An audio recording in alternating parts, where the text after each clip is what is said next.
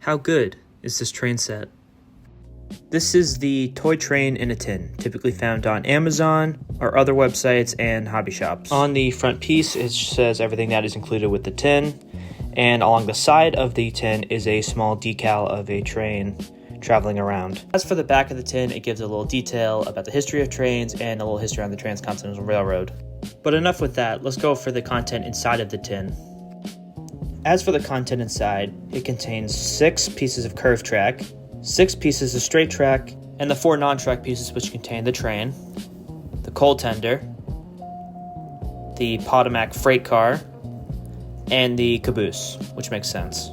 The engine is powered by one AA battery similar to Trackmaster or Playrail, and to get the engine moving there is a switch on the side and the indicator of off and on, which is molded into the engine. The switch at times could be tight, having trouble turning on, but once you usually get it, in place, it should be working perfectly fine.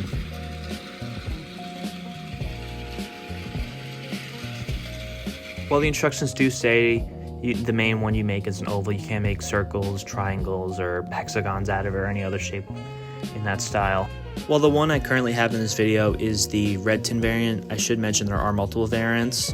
There is one with a green tin which has a purple freight car and a blue caboose, the one on VAT19 with all the basic labels, a Christmas variant with a bunch of different rolling stock including a Santa sleigh, and a very special versions of the load which include longer track and a switching system. I feel like since this is a review of sorts, I might as well go into the little nitty-gritty details or point out little things I find with the engine and whatnot. Some of the printing with the engine obviously comes out wrong. The tender's a little wonky, but I can easily just screw that in and be fine. Speaking of the tender, this is only one of the only variant of the tender that have the painted coal other than the Christmas one, which is a totally new mold entirely. And on the engine there are little molding mistakes with the plastic and whatnot, but that's to be expected in case it'd be fixed. The freight car is a cool thing too. As I mentioned the green box, they changed the brand entirely to Patagon and make it purple, giving a bit of variety between the two. While the train consist seems simple itself, it really just gets the job done for what's meant to be a miniature train set, where you have, your engine and what it would typically pull on a regular day, or maybe the freight car is a special cargo of sorts. The train itself definitely feels like it's very much in scale with model trains HO scale and N scale, so using those things would be well, but for my example, I'll just do a side-by-side comparison. Here it is next to the 80th anniversary Thomas, and Blockie's Defender's Astro Train. The engine is definitely that perfect size where it's not too big but not too small either. Wait, what the heck? Let's move on to the next segment.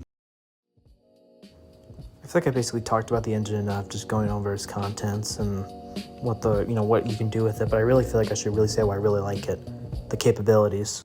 When it comes down to the train, I use it for a lot of just photo taking. The train is also great for decoration with its size. Here it is on a Christmas mantle I made a few years back. The engine's also great when it comes to custom, since it's such a easy to get model, you can do whatever you want to it. And that's really all it comes down to. It's just, it's a cheap, easy train set with a bunch of possibilities you can take it in.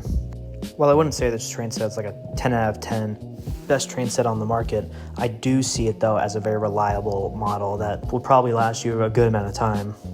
And it is, meant to be just a toy train.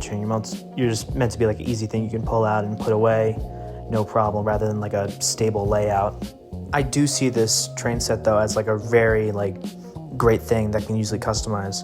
Whether or not you do like it, that's up to you. I can't really do anything about it. I do hope this video though stands as a showing off the toy train in a tin, what's good about it and what are some of its problems and so forth. This is my first full-length YouTube video that isn't just the train spotlight in 30 seconds. So if this does well, I might make more. But just leave it in the comments. Say what I can do, give ideas, and hopefully I'll see y'all in another one.